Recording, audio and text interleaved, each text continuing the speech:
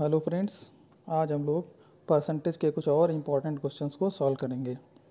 जैसे पहला क्वेश्चन हमारी स्क्रीन पर है, a batsman score 110 runs which included 3 boundaries. Boundaries का मतलब 4 होता है एंड 8 सिक्सेस, 8 छक्के। तो what is the total score by making running between the wickets, मतलब उसने दौड़ के जो रन बनाए हैं वो कितने परसेंटेज बनाए हैं, उसने ये पूछा है। ठीक है, तो देखिए रन टोटल कितने हैं वो हम देख लेते हैं। जो टोटल रन उसने बनाए हैं वो कितने हैं, 110, 110 रन। इसके बाद उसने कहा 3 उसने बाउंड्री लगाई हैं, दैट इज़ 4 × 3, और 8 उसने सिक्सेस लगाए हैं, दैट इज़, इसको जो हम जोड़ेंगे 4 × 3 = 12 और 8 × 6 = 48, 12 और 48 हो जाएगा 60।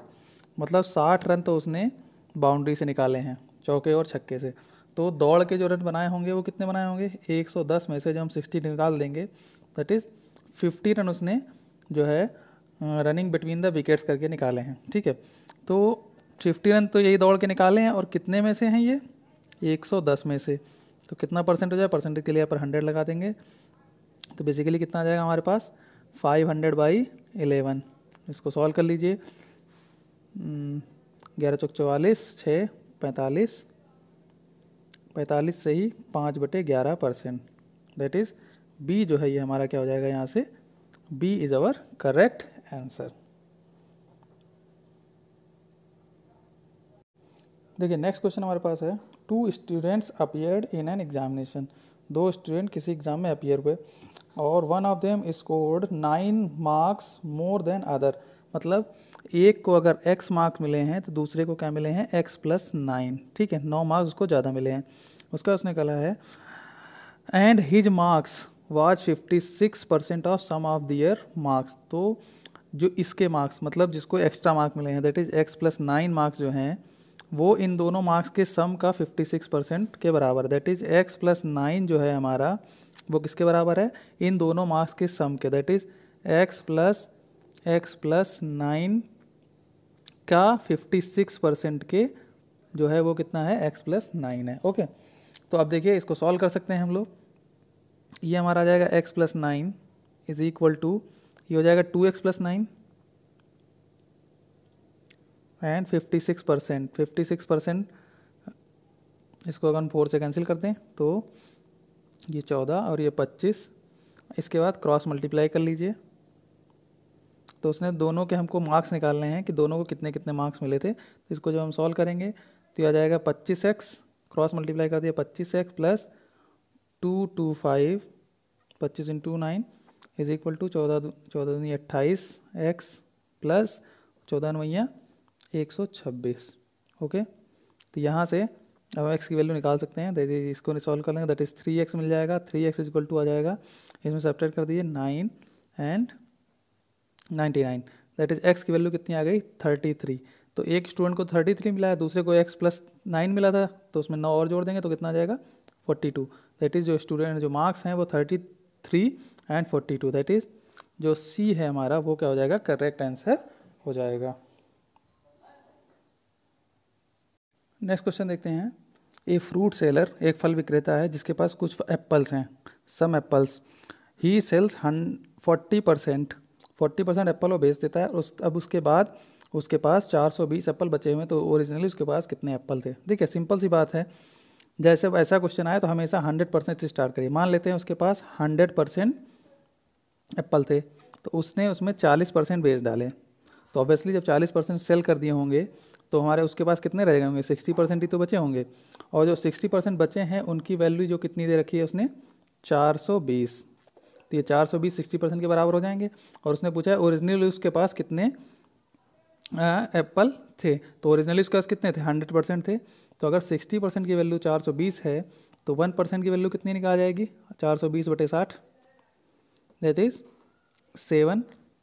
तो 1% की वैल्यू अगर 7 है तो 100% की वैल्यू कितनी हो जाएगी, 7 × 100, दैट इज़ 700 एप्पल। इस तरीके से हम लोग परसेंटेज क्वेश्चन को इजीली सॉल्व कर सकते हैं, दैट इज़ डी जो है यहाँ से हमारा क्या हो जाएगा, आंसर हो जाएगा। देखिए इस क्वेश्चन को और इसी तरीके से समझ सकते थे। समझने वाली बात ये थी कि अगर उसने 40% एप्पल बेच दिए हैं, 40% बेट दिए तो ऑब्वियस सी बात है उसको 60% तो बचे होंगे, और 60% की वैल्यू कितनी दे रखी है उसने, वो 420 दे रखी है। तो यहाँ से अब 100% की वैल्यू आप निकाल लेते, आपका 700 आंसर आ जाता। ओके, तो ऐसे भी लगा सकते थे इसको। अब देखिए नेक्स्ट क्वेश्चन हमारे पास है कि what percentage of numbers from 1 to 70 है 1 और 9 इट्स यूनिट डिजिट। ठीक है, मतलब 1 से 70 तक आप नंबर्स लिखिए और उसमें यूनिट प्लेस पर जहाँ जहाँ 1 और 9 आए वो कितना परसेंट है। तो 1 से 70 के बीच में अगर हम वो वैल्यूज़ लिखें जो हमारी जिसके यूनिट प्लेस पर 1 और 9 आएगा, तो पहले तो 1 और 9 मिल जाएगा, फिर दूसरा नंबर मिलेगा 11 एंड 19, तीसरा मिलेगा 21 और 29, फिर मिलेगा 31 एंड 39, फिर मिलेगा 41 एंड 49, फिर मिलेगा 51 एंड 59, फिर मिलेगा 61 एंड 69।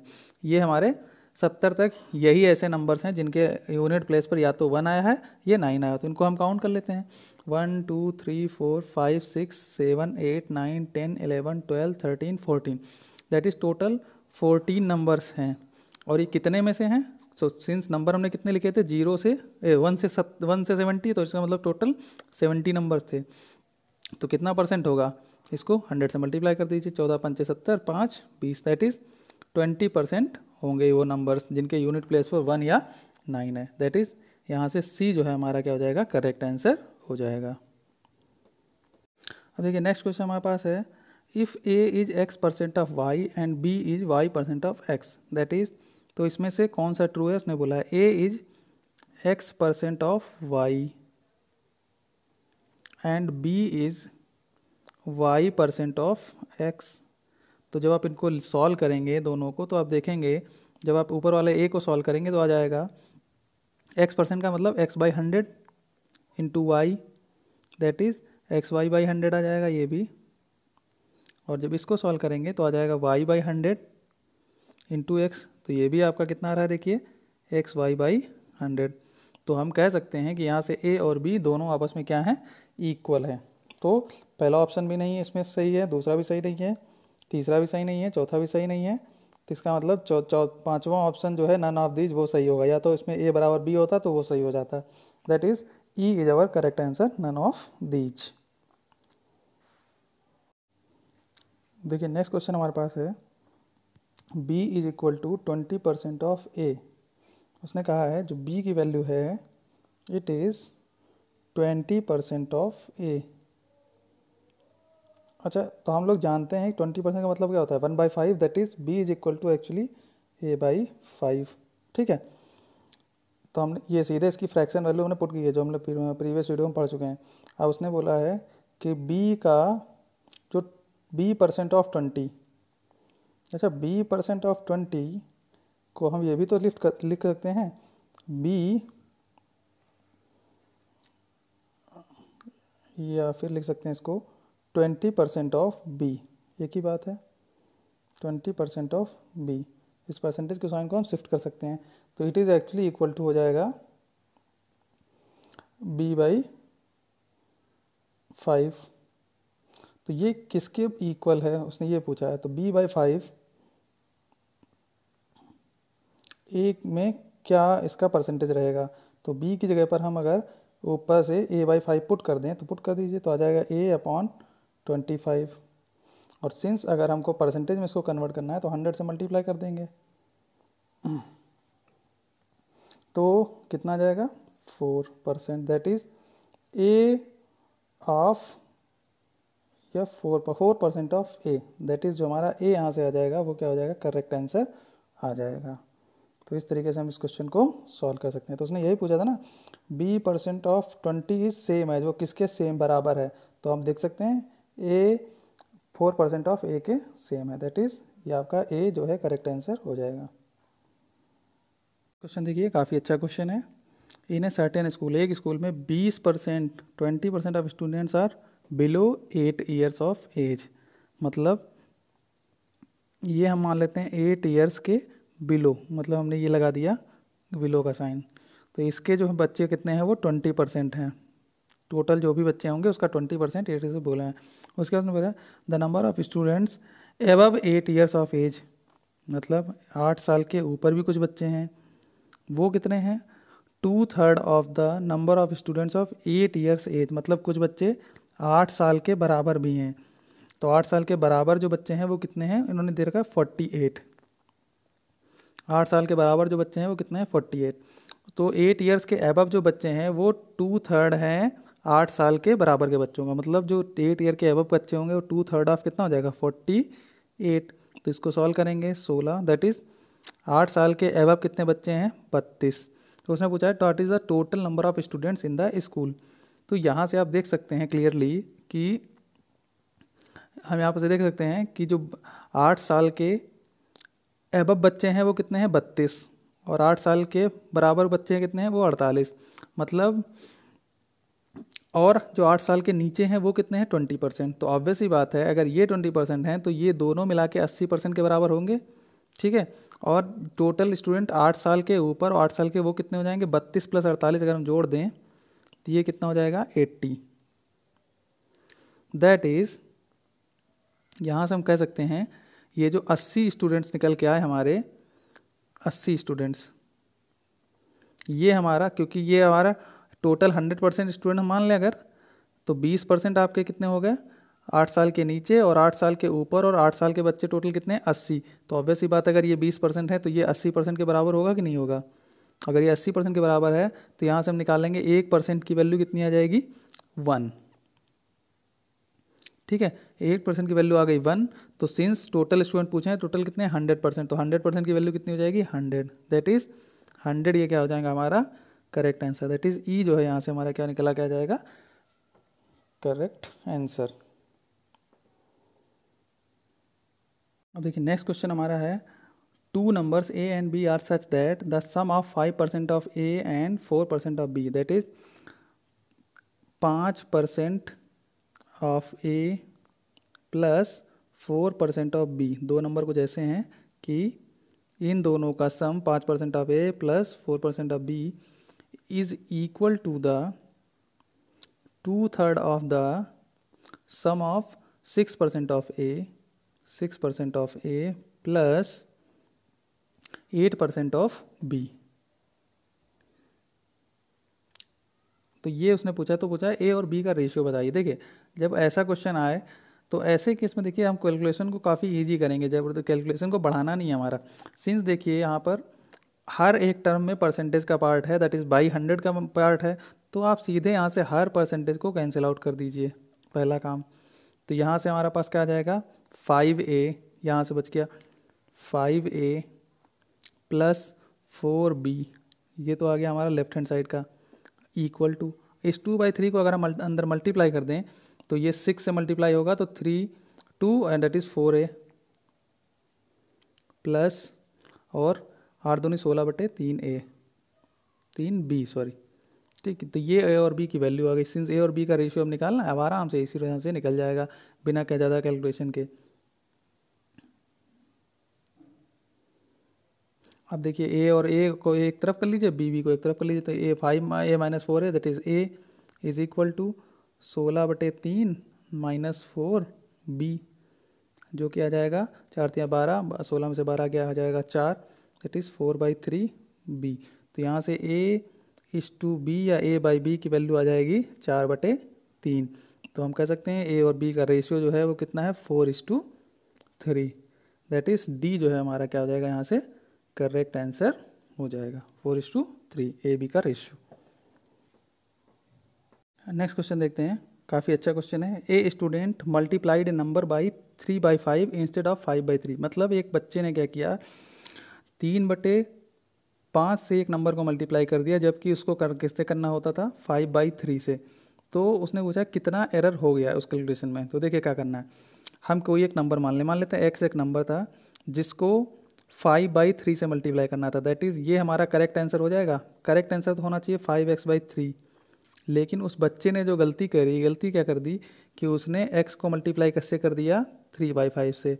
तो ये हमारा इनकरेक्ट आंसर आ गया 3x/5। तो पहले तो देखते हैं एरर आई कितनी। तो ये हमारा एक्चुअल आंसर है और ये हमारा गलत आंसर है, तो इन दोनों का डिफरेंस हमारा एरर हो जाएगा, that is 5x/3 - 3x/5।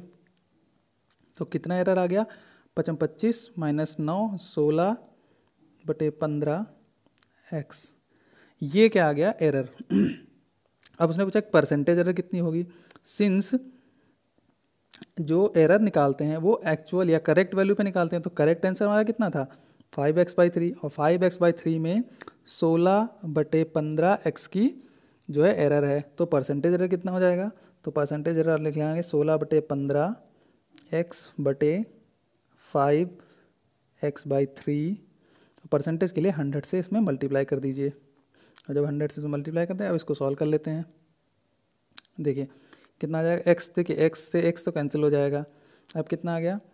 16/15 into ये हो जाएगा 3/5 इंटू 100। अब इसको सॉल्व कर सकते हैं। 5 ये 20 पर चला जाएगा, 3 बचे 15, 5 चक्कू 20, that is 16 into 4, that is 64% की एरर आ जाएगी आपके आंसर में। तो हमारा डी जो है यहाँ से क्या हो जाएगा? करेक्ट आंसर हो जाएगा। काफ़ी अच्छा क्वेश्चन है। नेक्स्ट क्वेश्चन देखते हैं। देखिए काफ़ी अच्छा क्वेश्चन है और एग्जाम में ऐसे क्वेश्चन बन भी जाते हैं। क्वेश्चन ये है कि एक इलेक्शन हुआ, इन इलेक्शन बिटवीन 2 कैंडिडेट, 2 ही कैंडिडेट थे वहाँ पर। One got 55% of total valid votes and 20% votes are invalid. जो एक जिसको 55% वोट मिले, देखिए जैसे ऑब्वियस सी बात है, 2 कैंडिडेट हैं तो जीतने वाले को अगर 51% मिल जाएगा तब भी जीत जाएगा, तो यहाँ पर तो 55% मिल गए, तो इसका मतलब जो ये इसको 55% मिले हैं ये विनर है। ठीक है, तो अब मान लेते हैं 2 कैंडिडेट थे, एक ए और एक है बी। ठीक है, तो उसने कहा है कि जो 55% मिले हैं वैलिड वोट के मिले हैं, तो इसमें मतलब 20% वोट जो है वो इनवैलिड थे। ठीक है, इनवैलिड वोट है, और if the total number of votes was 7500, मतलब टोटल वोट हमारे पास जो है वो कितने हैं? 7500। अब इसमें से 20% वोट क्या निकल गए? इनवैलिड निकल गए। इसका मतलब हम कह सकते हैं 80% वोट जो हैं वो वैलिड होंगे। ठीक है ना, अगर 20% इनवैलिड हैं तो ऑब्वियस बात है 80% वोट क्या होंगे? वैलिड होंगे। तो इसका 80% आप निकाल लीजिए, तो ये आ जाएगा 6000, मतलब 6000 हमारे पास क्या थे? वैलिड वोट थे। ठीक है, अब इसमें से जो विनर है, विनर का मतलब जिसको 55% मिला है वही तो विनर होगा, तो वो हमको क्या कितना वोट मिला है? उसको 55%। तो उसने पूछा है तो अदर कैंडिडेट को कितने वोट मिले होंगे। ठीक है, अदर कैंडिडेट को कितने वोट मिले होंगे, तो अदर कैंडिडेट को कितना मिलेगा? अगर एक को 55% मिला है तो ऑब्वियस सी बात है विनर, जो विनर होगा उसको कितना मिला होगा? 55%। तो ऑब्वियस सी बात है जो लूजर होगा उसको कितना मिला होगा? 45%। तो यहाँ से आप इसका 45% निकाल दीजिए, तो यह आ जाएगा आपका 27 27, मतलब 2700 वोट मिले हैं आपके अदर कैंडिडेट को, जैसे ये हमारा जो यहाँ से क्या हो जाएगा? करेक्ट आंसर हो जाएगा। अब यहाँ पर कभी कभी क्वेश्चन बन जाता है इस तरीके से कि वो पूछ देता है कि जो जीतने वाला कैंडिडेट था, ठीक है, और जीतने वाले कैंडिडेट को कितने वोट अधिक मिले हारने वाले कैंडिडेट, दैट इज ए और बी में जो विनर और लूजर थे इन दोनों के वोट का डिफरेंस हमें निकालना है। तो डिफरेंस यहीं से आप सीधे निकाल लीजिए। देखिए कितना रहा है, सिंस विनर को कितना मिला है? 55% और लूजर को कितना मिला है? 45%। तो कितने वोट का डिफरेंस है? यहाँ से देखिए 10% का डिफरेंस है कि नहीं। तो सीधे आप अगर 6000 का 10% निकाल देते तो ये हमारा कितना आ जाता? 600। दैट इज 600 वोट से एक कैंडिडेट जीता है, या दूसरा कहते हैं 600 वोट से दूसरा कैंडिडेट हारा है। ठीक है, तो इस तरीके से हम इस क्वेश्चन को सॉल्व करते हैं। काफ़ी इंपॉर्टेंट क्वेश्चन है। Okay, thank you very much.